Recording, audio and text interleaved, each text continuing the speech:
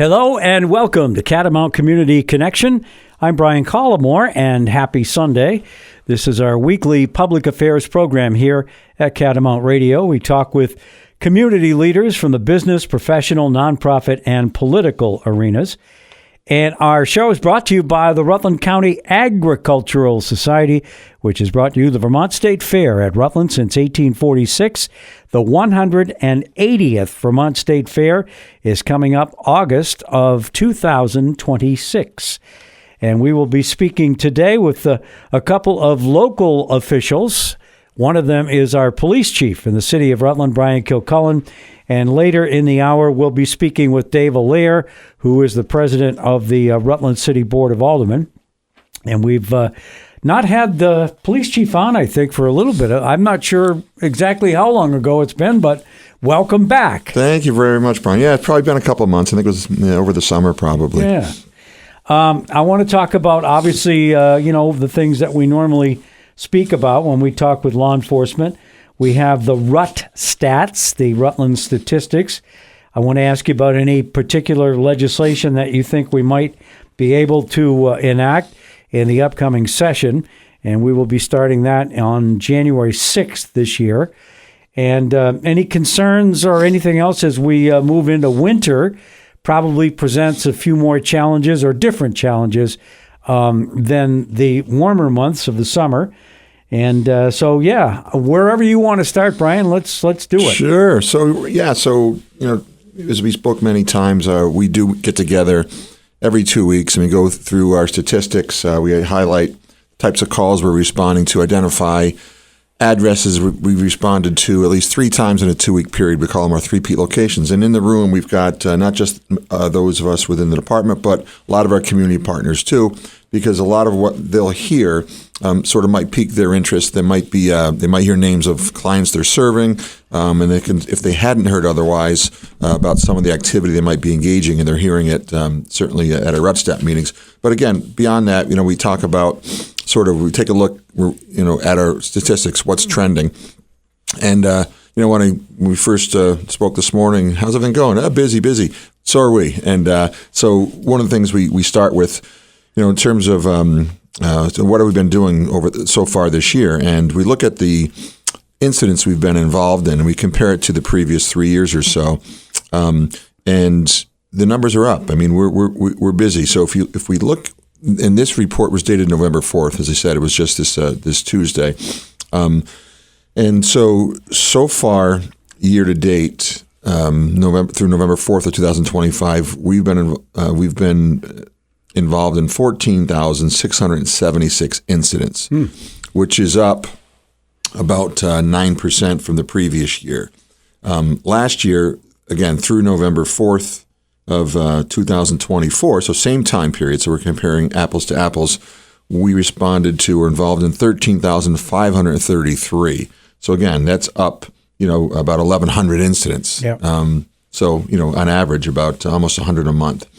In 2023, we were at 11,989, okay?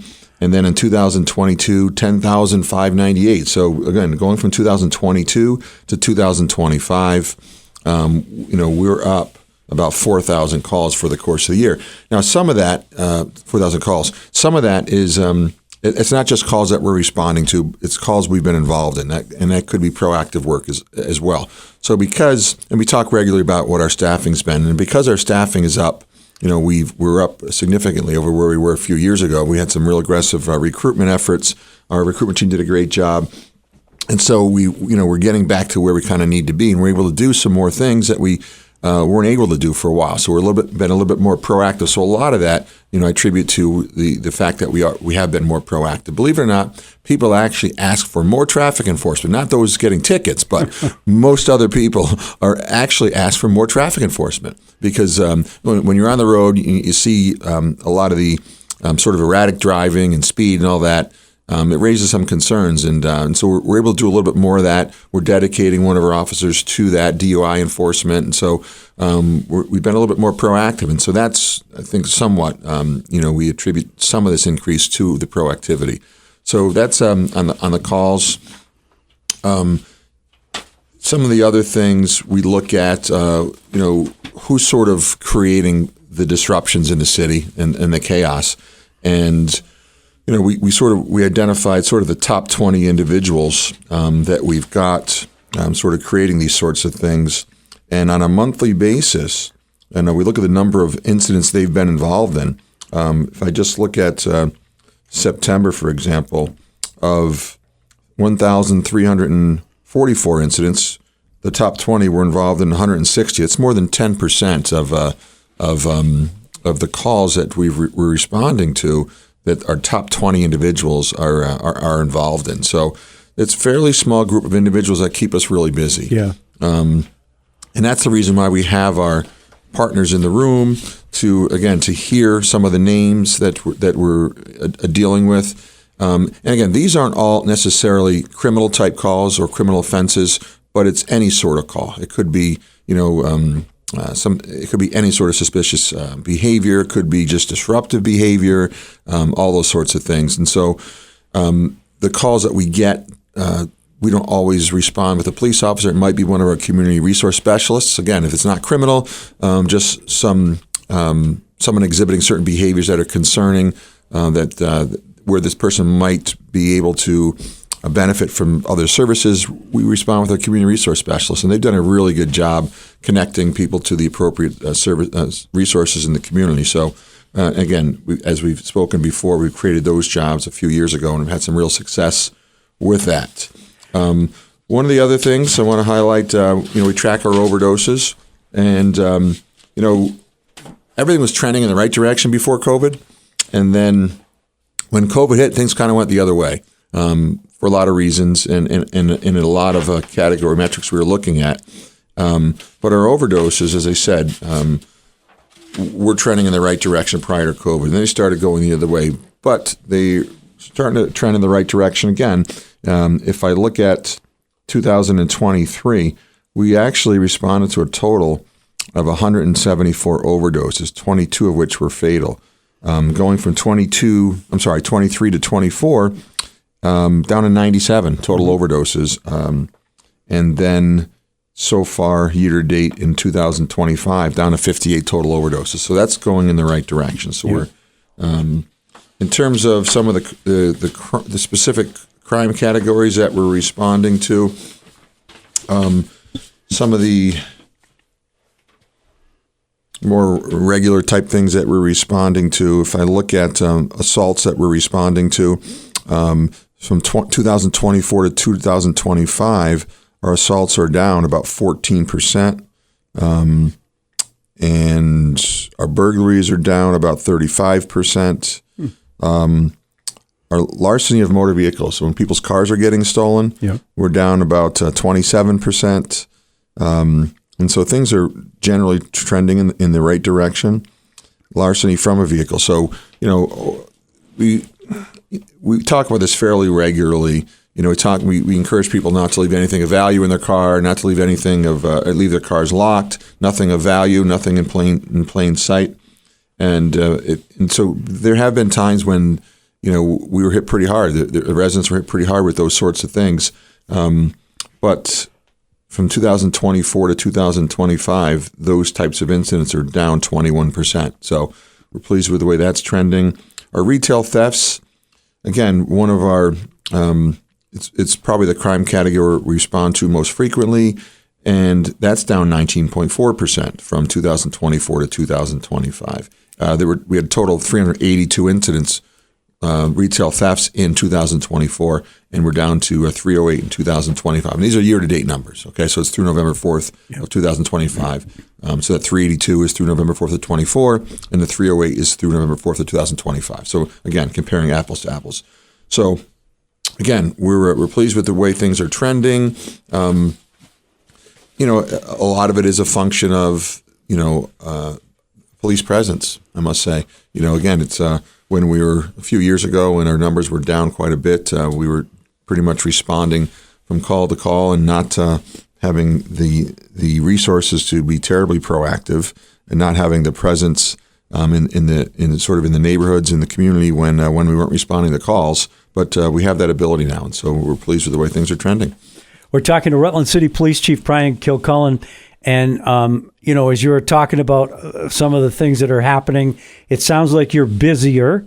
Some of that is well-intentioned to sort of get ahead or out in front of a particular issue.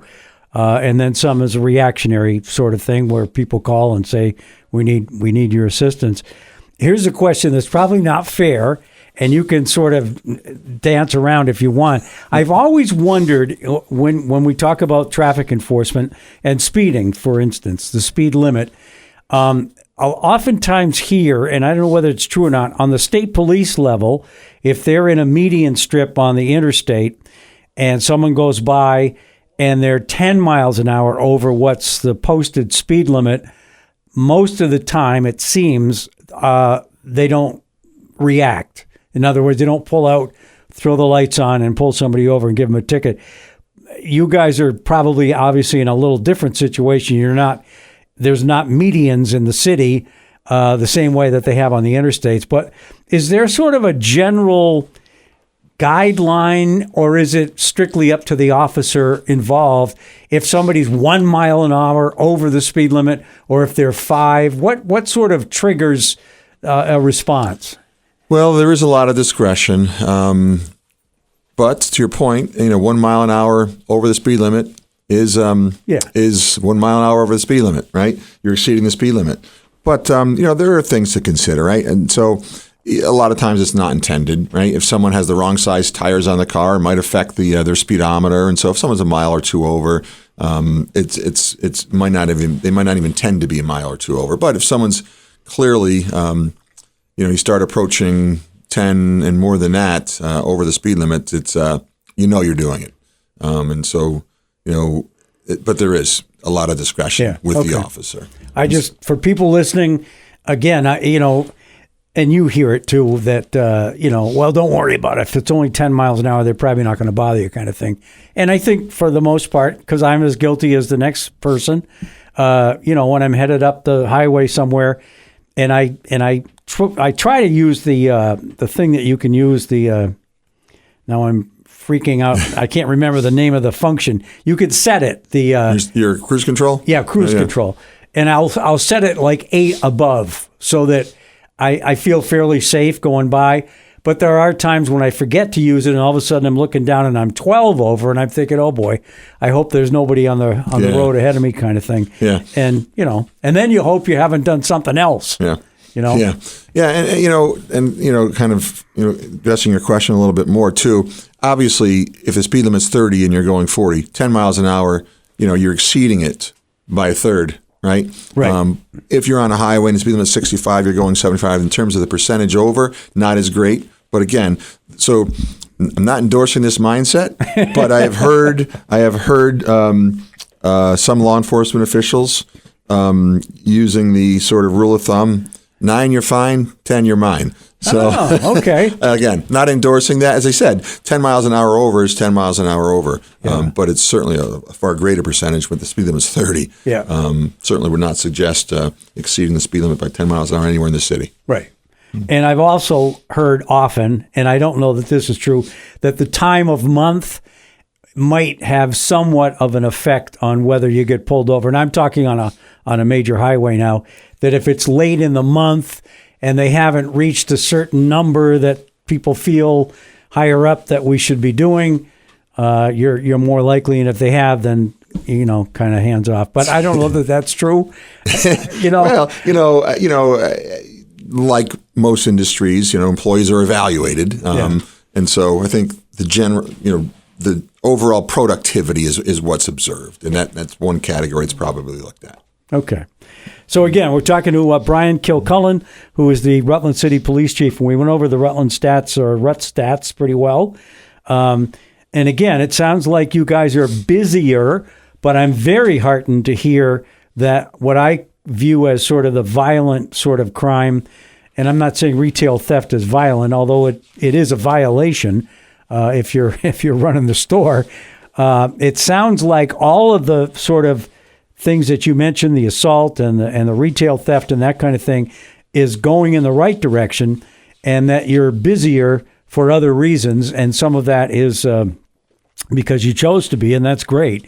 So I'm hoping that it will continue to do that. Are there still kind of like hot spots in the city? I have this image that maybe is not true, that once a place is destined to be raided, let's say, and a raid happens and whatever happens, that sort of doesn't happen in that particular location anymore, but that someone might go somewhere else and continue to sort of exhibit that bad behavior. Yeah, there's some truth to that. Again, once, not always, but once an operation is shut down a particular location, someone sort of picks up, the business elsewhere. Right. So yeah, on occasion though, we might target a particular location, and then after some time, that same location might sort of appear on our radar again. So it's it can go either way. And hopefully the level of frustration, and I know this exists within your department and certainly with law enforcement in general, that the state's attorneys or the district attorneys in whatever case you're talking about are equipped with the right tools to hold people accountable, and that this sort of open door thing isn't happening as often. Because I can totally understand the frustration that officers must feel that the ink isn't even dry on the paper yet, and the guy's back out, or the gal. And hopefully we're starting to see a trend where that's not happening as often, although I'm sure, as you point out, it's a small amount of people that constitute an over large reaction. And I'm probably not saying that the right way, but the fewer the people, and yet they're the ones that continue to do it over and over and over again. So hopefully we're getting the frustration done. You're right. Yeah. So there is some frustration, but it was really exacerbated, especially during COVID, because the courts were as everyone was sort of operating under COVID restrictions, and it took the judiciary a little bit longer, I think, to come out of that than maybe some others, but and it created quite a backlog of cases, and so eventually, when everyone came out of COVID restrictions, the capacity wasn't there to sort of address that backlog, and so finally, I think making some real progress, but it took some time. So when you're not having kind of immediate accountability for for any sort of transgressions, then you tend to do the same thing. Yeah. And we saw a lot of that. And the two judiciary committees, one in the House, one in the Senate, I'm sure will be looking at additional tools to provide both law enforcement and also the judiciary to sort of continue this trend to make people realize if they misbehave and they do it on a repeated basis, there will be an increased level of accountability. And I think in a lot of cases that does stop some of that behavior where if you get caught, you're going to have to pay the price. You probably don't want to do it. Right. And that's got to be the message. There are plenty of resources that individuals within the community can sort of benefit from that might help address the underlying issues why they're committing or engaging in certain behaviors. And if we could, push individuals toward in that direction, then I think that'll have an impact also. By the time this airs, by the way, because we're recording it on the 6th, and this is Police Chief Bian Kilcullen who's with us, the Stuff-A-Bus event will have ended. And we just went through the Wheels for Warmth event earlier in the month. Actually, it was in October, I guess.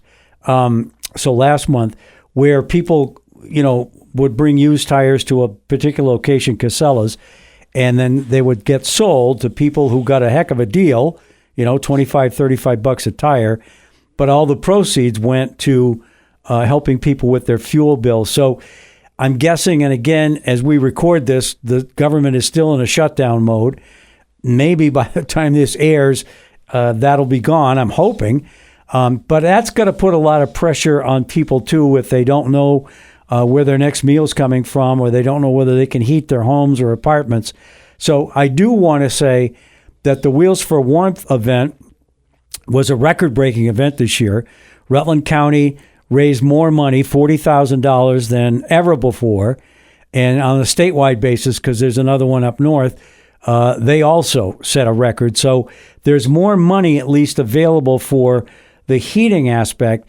And I'm hoping that the Stuff-A-Bus will also, and I think it's going to be true. I think we're going to raise more money and collect more food than ever before.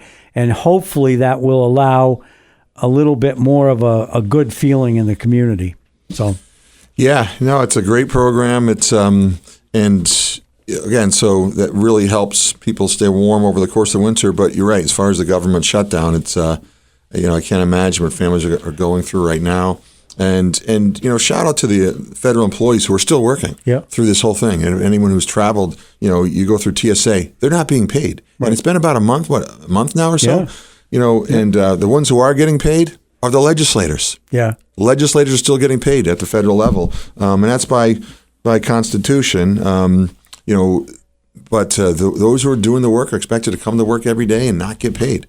And apparently there is no guarantee that they would ultimately, get paid retroactively. Yeah. That's typically been the practice.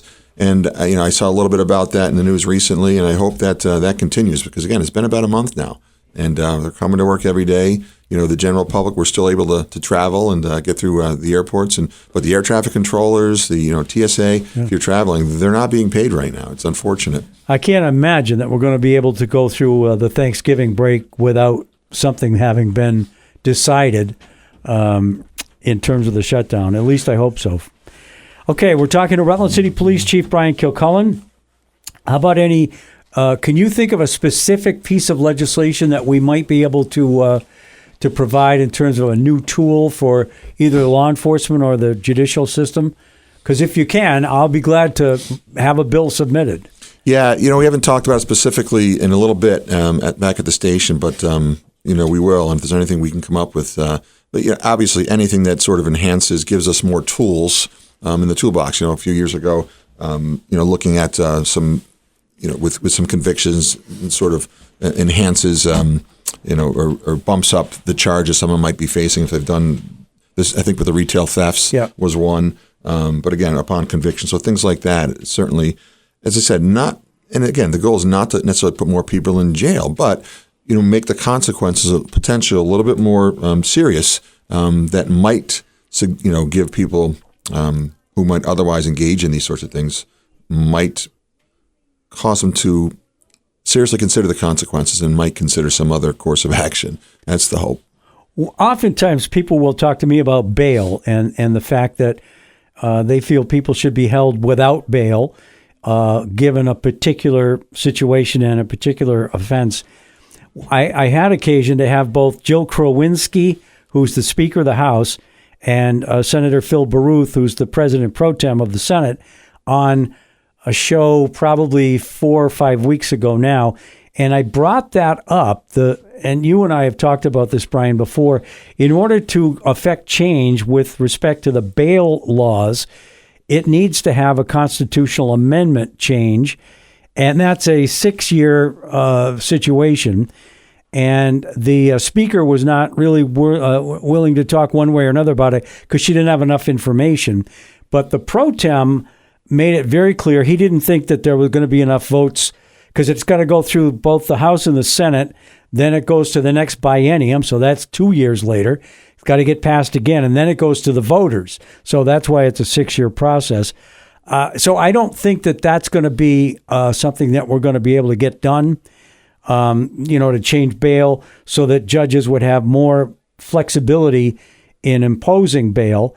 But the conditions of release is where the sort of rubber meets the road. And that's the sort of thing that I'm hoping that both judiciary committees can at least take a look at if they're satisfied that what we have right now seems to be working. Because one thing we have a tendency to do in Montpelier is we have this knee-jerk reaction quickly to something that got passed 9 months ago or 10 months ago, and all of a sudden it's not working. And we love to get our hands on that again and change it. instead of allowing enough time to go by to see whether it is working. So yeah, no, it's been some time now since sort of the bail reform had gone into effect. So you're right. I think it's certainly worth looking at. And did it serve its intended purpose, or what was it? What was the mindset behind the change, and did it have its intended effect? And it depends on who you ask, I guess, will be the answer. And we did provide some additional funding, which is always, the answer to most problems. If you can throw money at it, it seems like everybody feels like, okay, at least we're doing something. But we did provide additional funding to the judiciary for some new judges to add to the bench, because as you point out, the backlog was just getting thousands and thousands and thousands of cases still unresolved from 5, 6, 7 years ago. So that, I think, has begun to pay off. The backlog percentage is going down. I know I've had Ian Sullivan, our local state's attorney, on more than once, and he is also supportive of any sort of new tool that we could come up with. So I'm hoping, again, that the committees will take a look at it. And if you have specific suggestions, I'd love to hear them, because we could always work it, even though our deadline for requesting a bill is December 1st this year, because it's the second year of the biennium. After that, it would be hard to kind of like make up a new bill, but you can always add stuff to a existing bill.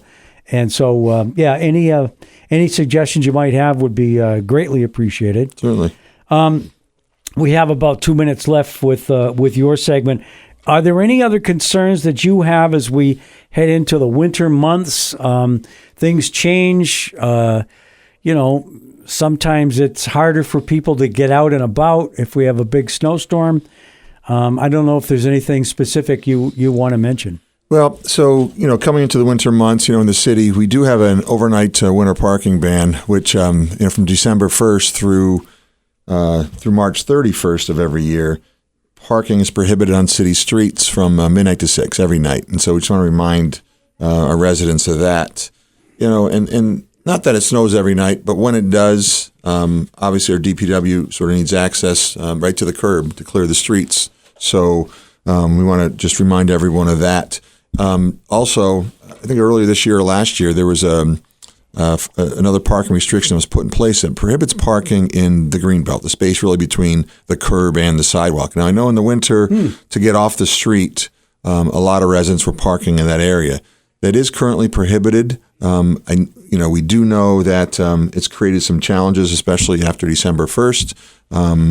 And so we're looking to see what we can do to sort of alleviate the sort of unintended consequences of prohibiting parking in the greenbelt.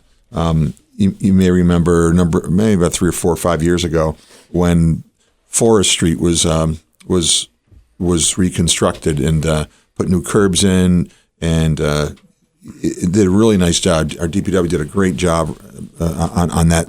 And so the stretch from River to West, the winter parking ban was suspended on that block specifically because the residents there, had used this space from the edge of the road to the sidewalk as their parking.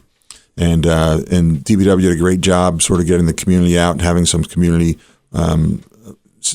sessions to talk about this and get some ideas from them. And so that was the solution, to sort of suspend, and it's still suspended, suspend the winter parking ban on that specific stretch of Forest. So we know it presents some issues, but the idea is, banning parking in that greenbelt. It really adds to blight of the neighborhood. DPW as I said, did a great job of explaining the need for that space, because that sort of reduces runoff into the sewers and all that. So there are a lot of reasons for it. And as I said, the solution, at least on Forest, was to suspend the winter parking ban on that stretch. So, beyond that, like I said, just looking for compliance with that. And hopefully most people will be able to put snow tires on. That is a big... I've had people tell me that they're overrated, but I still think it's a good idea. Yeah. Maybe not necessarily studded, but at least snow tires to get around in the winter. Yeah. Okay. Police Chief Brian Kilcullen has been with us for the last half hour. I really appreciate having him come in again, and we'll try not to make it as long a period before we talk to you again. And thanks very much, Brian. Absolutely, anytime. And then we're going to take a break here on Catamount Community Connection. When we come back, we're going to speak with the president of the Rutland City Board of Aldermen, David Allaire. So stay with us here on Catamount Community Connection.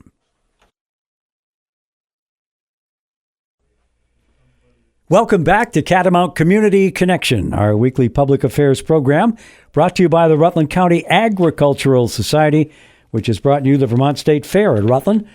And we're looking forward to, well, since 1846, I should add. So the 180th Vermont State Fair is coming up next August. And we're pleased to be joined now by the president of the Rutland City Board of Aldermen, David Allaire, former mayor of the city. And I thought at the beginning we could talk a little bit about the budget for next year. The mayor has already unveiled it and sent it to the board. As I understand the process, each department will take like a little piece of it and go through the numbers and I guess come back with a recommendation of the full board, however you do that. I was, quite frankly, a little surprised that it was up because I know last year it was somewhere around 3% increase. And this year, from what I'm told, and you have the numbers in front of you, Dave, 11.9% up. So it's almost 12% more than it was the year before. To be fair, the mayor did say he didn't expect that would be the final number. But how do you think this process is going to work out? Well, so thank you for having me on, Brian, Sure. and a chance to talk a little bit about, I think, a topic that people are really going to be interested in because obviously from the other night, and we're here after the election in November taping this show, but I think affordability is on the topic of everybody's mind. Yep. And I think it was in last year's November elections too. So I do have the numbers in front of me, and I did find what the overall budget proposal is, and it's at $28.9 million, which is up 3.07 million, 078 million from last year, which you're correct. It's somewhere around 11.9, 12%, which, in my world is a huge increase. Mm-hmm. So the present mayor, Mike Dunges, is approaching it in a little bit different way than I did. During my years, I tried to do as many cuts in October when I was putting the budget together with my department heads, and then present it to the board so that they understood the work that I had done. The mayor's a full-time job. The board of aldermen is it's a voluntary position. We do break the budget up into sections by department, and each committee goes through their section of the budget, and that'll happen later on here in November and the first part of December, and where public safety, fire and police, they'll have a meeting one night. DPW committee will have a meeting another night and talk about their budget and so on and so forth. And then we all come together in usually the middle of December and have a final meeting and get the final number together to present to the voters in March. But this is it's hard to swallow. There's a lot of work, I think, ahead of us, not just to cut and slash, to do it in a responsible and respectful way, knowing that, he put this together thinking that this is what the city needs. But I take a little bit different view from the couple of years that I've been out and seeing now as a board president exactly how things are operating, that there is some positions and some activities that need to be scaled back. And I think that that's the way the board's going to look at it. So you have, I think, if I'm remembering correctly, the month of December to sort of go through it and then come back with, is it going to be a recommendation or are you going to vote on it? How does this work? It ends up in our lap and we actually take a final vote, and that's the number. We have to do that by January 1st, and that's the number that will actually be placed on the ballot in March. So, he's done his heavy lifting now, and he will participate, the mayor I'm talking about, will participate in these committee meetings and give us, his view of what he thinks needs to be done. and then we have our opportunity to make changes. Now, according to our city charter, those changes can only be reductions. We cannot add to the budget because in some cases, people might feel like things are shortchanged in a couple areas. It's happened before. I don't know about this one in particular, but that's how it works. And a couple of committee meetings have already been scheduled. There's a rec committee meeting for, I think, the second week of December. And some other folks will be scheduling their meetings fairly soon so people know. Yeah. And I know in the past, and I don't have the ability in my head to mathematically do this quickly, but they used to take, if you had a home that was worth $250,000, that seemed to be at one time the median price. It's not that anymore. It's way above that. If the proposed budget of 11.9% were to go through, what would that change? How much more would somebody be paying? And I don't know what the median price is anymore. I'm going to guess it's probably $450,000, maybe even more than that.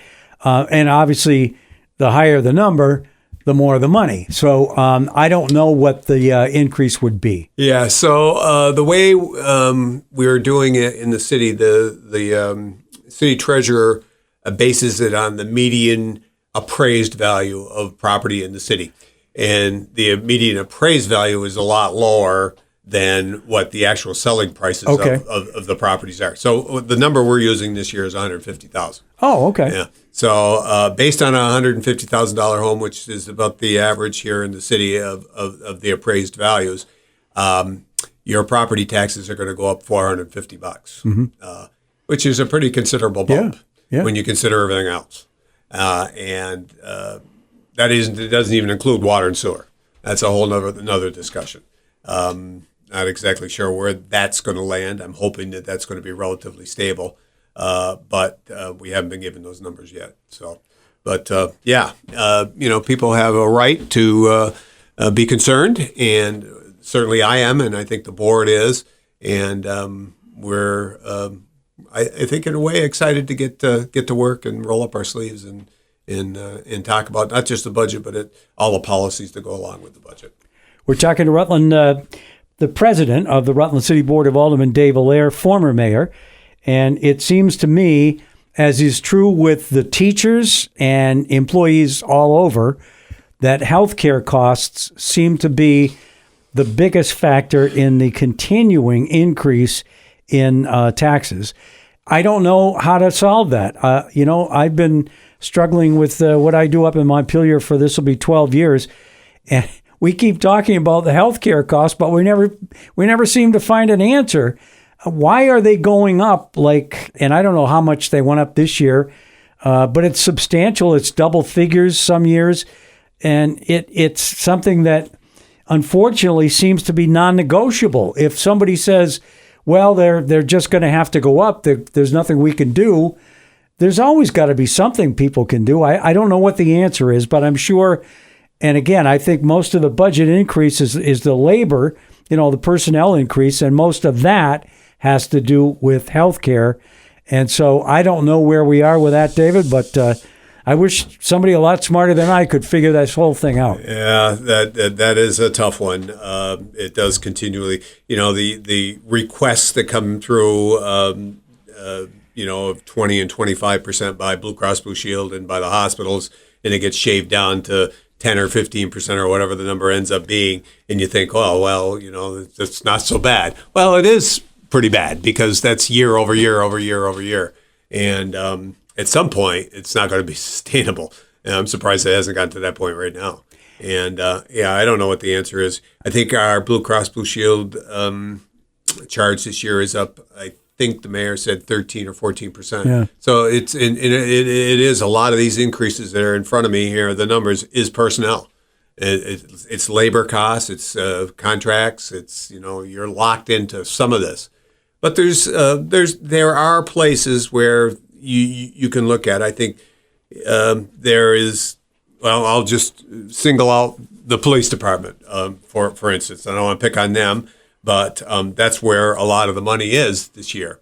And, we've all strived and worked hard to try to build up our department again back to, the 41 sworn officers it was years ago. But, it's a different environment now. It's you're paying incoming police officers, probably 30, 40, 50% more than you were just a few years ago. And, we need them. We want them. City taxpayers have said to me, it's really important, for public safety and for a whole host of other reasons to have a strong police force. And I couldn't agree with more. But you've got to temper that with, okay, what can the city taxpayers afford on a year-to-year basis? And you can't build it all up at once. So in front of me is, I think, over $1 million increase from last year to this year in the proposed budget. And I believe there's 3 or 4 new positions that are being proposed. Well, that's great. We need them. We've had some success lately hiring people where we didn't post-COVID. It was almost impossible. We were down to, I think, 25 at one point when I was mayor. And that made things tough. All the fellows that were there and gals that were there were working overtime. And that wasn't a safe situation. So I'm glad they've got the numbers up. I think it's 35 now.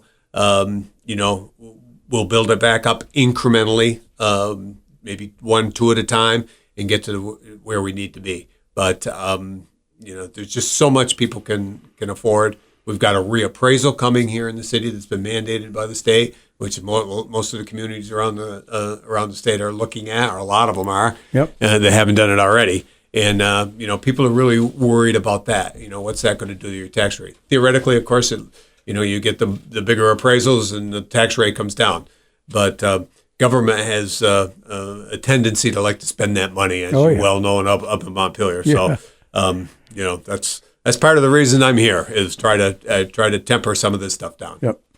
Equally puzzling to me when we talk about the healthcare costs, which seem to drive everything, Blue Cross and Blue Shield in Vermont was losing money. In fact, in order to stay solvent, they had to combine with Blue Cross out of Michigan.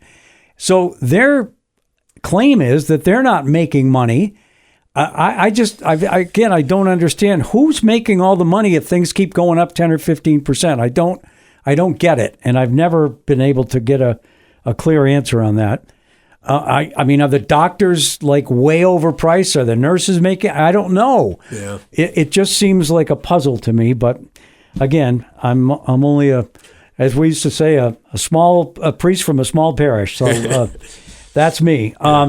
You will have a full board as you begin to consider the budget. We had a new alderman sworn in this week, right? Yes, we did. On Monday night, we welcomed Alex Adams back to the board. It was a unanimous vote. I think we were all on the same page, which was great to see. And, I congratulate the mayor for presenting that name to us and presenting Alex before us. And he is certainly excited to get back on the board. I've talked to him a couple of times, and very pleased he's going to be there. I think he's ready to go to work. I haven't had a chance to ask him yet, but I think I'm going to try to get him, convince him to be a committee chair, because we have a committee chair that's been vacant, and there's plenty of work to do. Yeah, for sure. All right, let's take our second break on Catamount Community Connection. And again, we're speaking with Dave Allaire, who is the president of the Rutland City Board of Aldermen. And we'll be back with Dave in just a moment.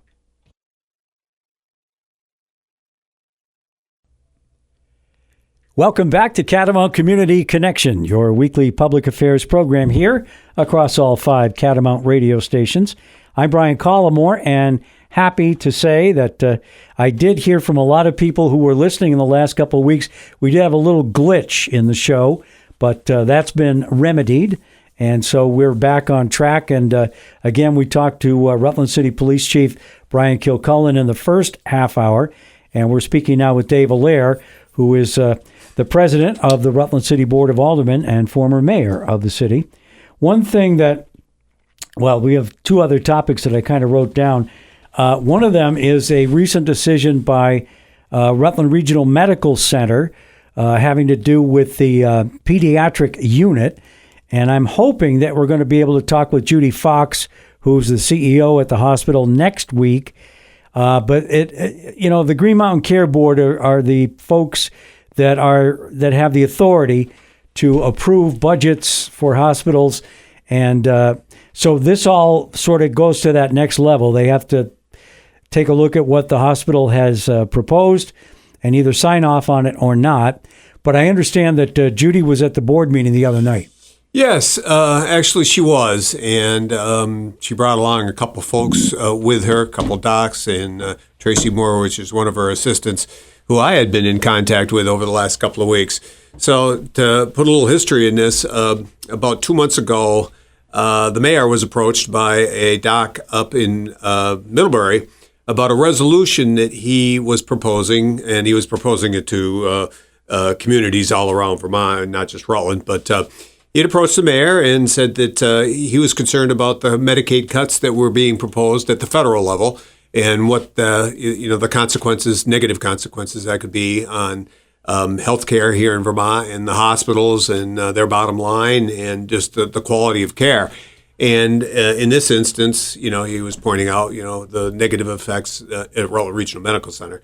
But the resolution itself was at a higher level. And anyway, I decided to put it before the board. We had a discussion about it. It got a little bit political, and people were concerned about, well, it doesn't really talk too much about Rutland. It talks about things in general, and so no action was taken.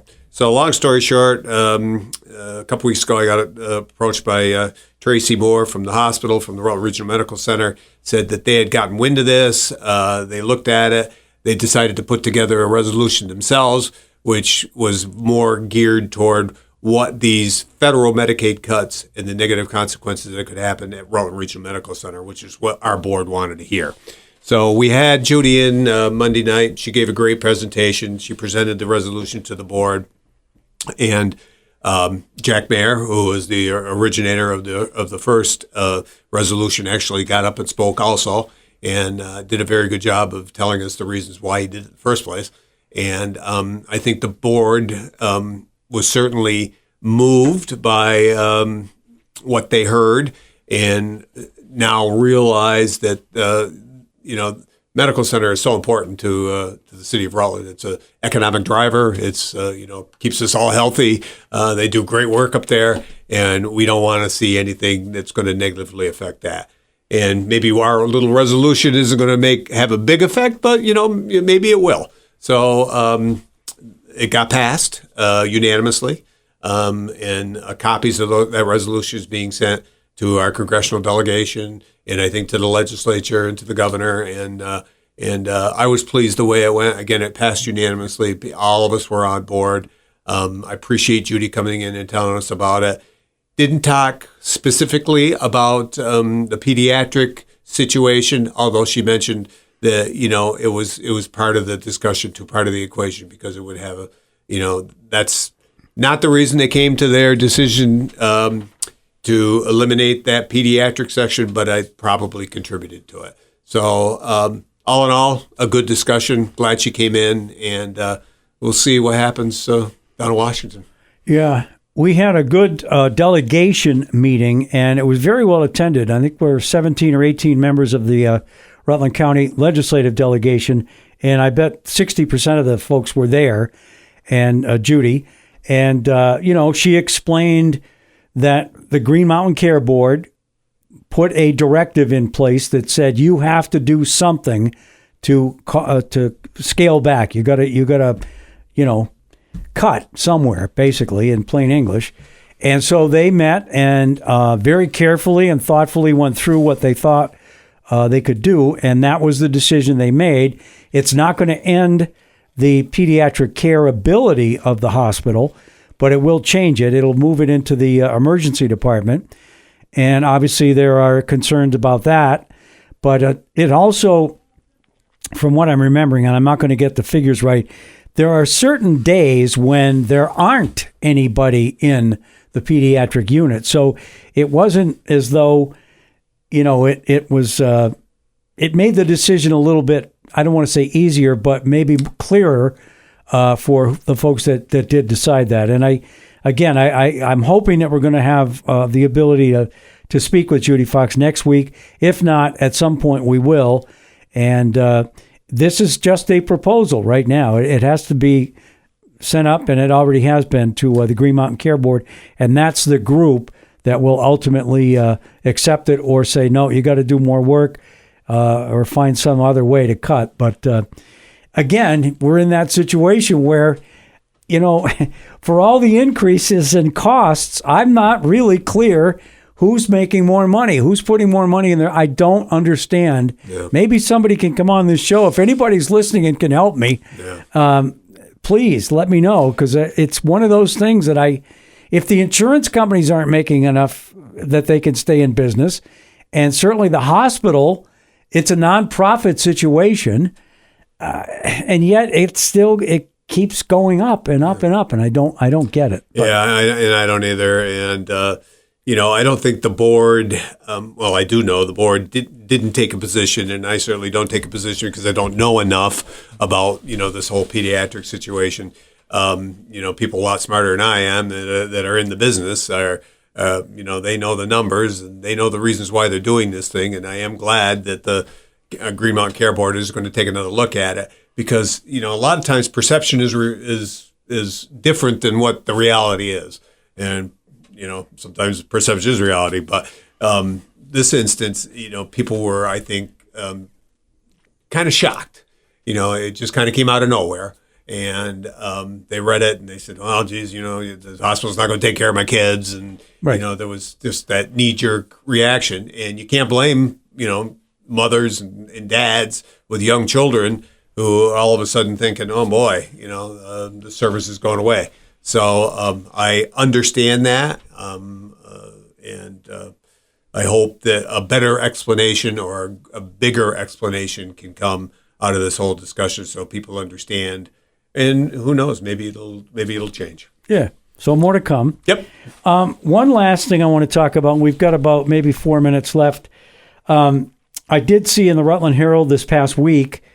I think it wasn't 100% accurate, but I did see the base story was that the Rutland Free Library would be a site where people who had need could go and stay in really tough winter conditions. I'll just leave it at that. And it seemed to indicate that the board had already approved that, but I don't think that's true yet. Yeah, no, not entirely at all. The issue was discussed at the board level. We had a presentation from Chris Loris, who's kind of the point man on the homeless efforts here in the city, been appointed by the mayor. And he talked to us about what the state was asking different communities around the state, us being one, to set up these cold weather options for people, which actually didn't happen last year, but has happened in previous years at other sites, one being the state office building in downtown. Right. But in this instance, the library has been discussed and I guess pointed out, and the executive director has agreed that the Nella Grimm Fox room on the second floor of the library could be used in this instance. There is a threshold where it would be open. It has to be 10 below or greater, and I believe that includes wind chill, where the facility would actually be open to the homeless.